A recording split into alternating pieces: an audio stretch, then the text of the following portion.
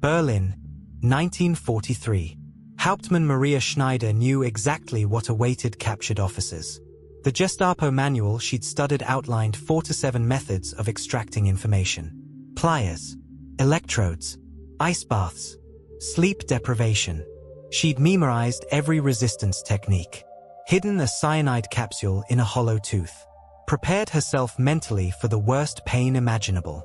When Allied forces captured her behind enemy lines in France, she was ready to die before she talked. They brought her to a room. Bare walls, a wooden table, 2 chairs. She braced herself, scanning for instruments of torture. There were none. Just a tape recorder. The British officer sat down across from her.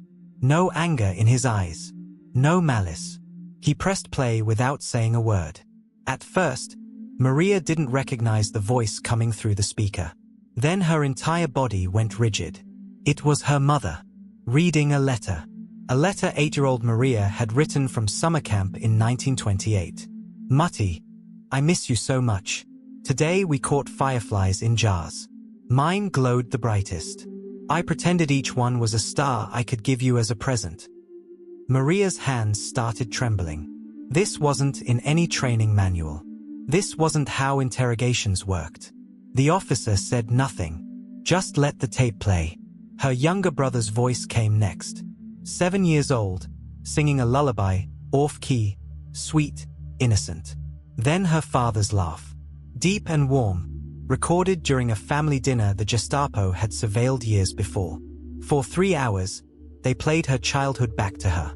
Birthday songs, Christmas mornings, her grandmother teaching her to bake strudel.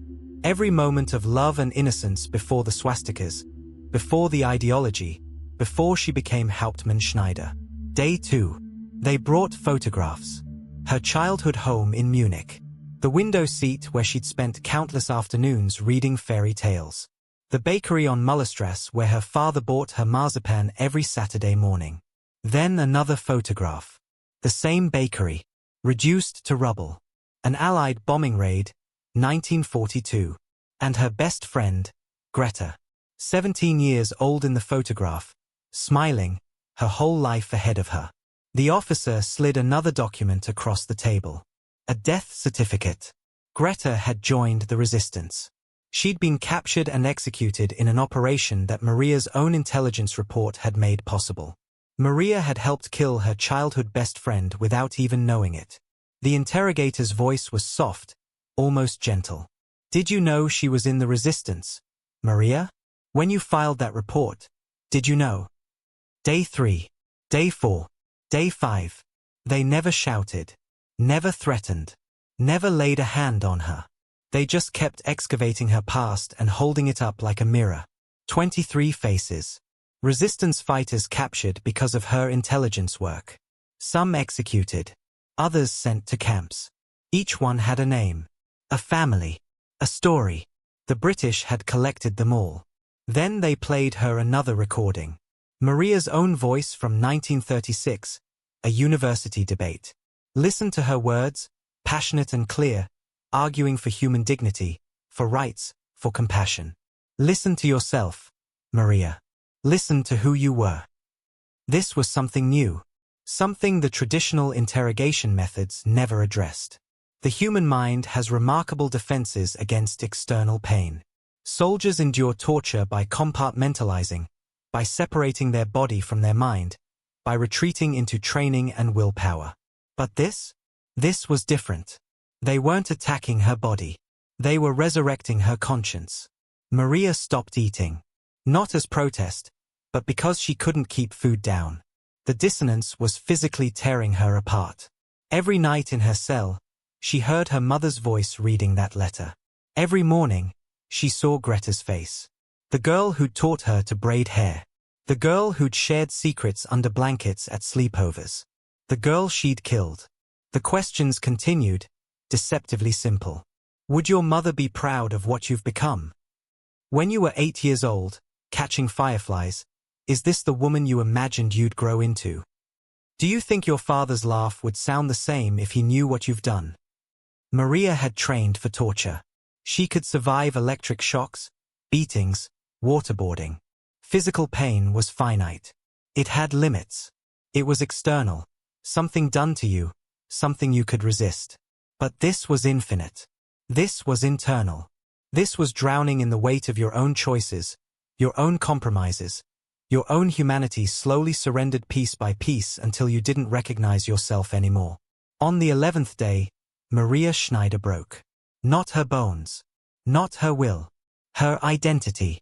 The wall between who she'd been and who she'd become finally collapsed, and she couldn't hold both versions of herself in the same mind anymore. She began to talk. German operations in France. Encryption protocols. Safe houses. Supply routes. Intelligence that would save hundreds of Allied lives. But she wasn't betraying Germany for England. She wasn't choosing sides. She was choosing to stop being the person she'd become.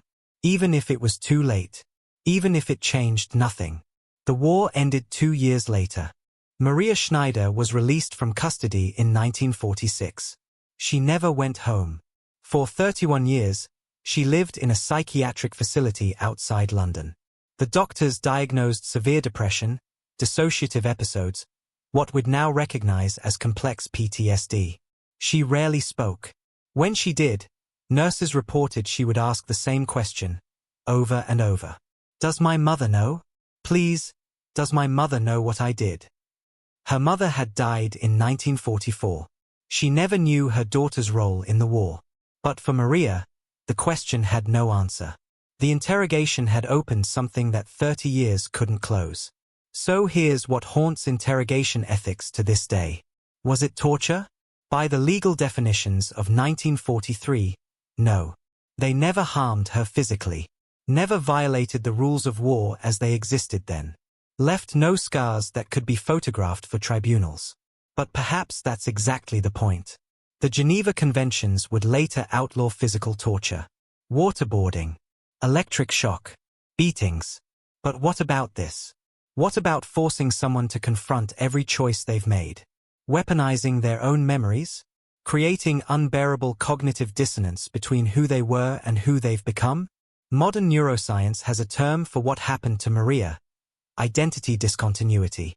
The psychological fracture that occurs when the gap between your self-image and your actual behavior becomes too wide to sustain. The human brain cannot live in that space indefinitely. Something breaks. Physical torture breaks the body to access information. What the British did to Maria Schneider broke something deeper. They didn't extract her secrets through pain. They made her remember she had a soul.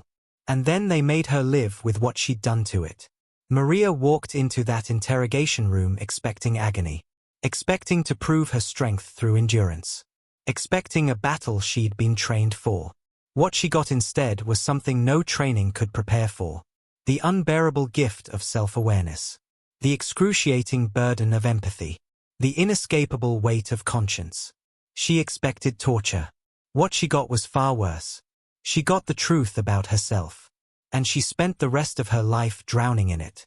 Maria Schneider died in 1977, age 58, never having spoken her mother's name again.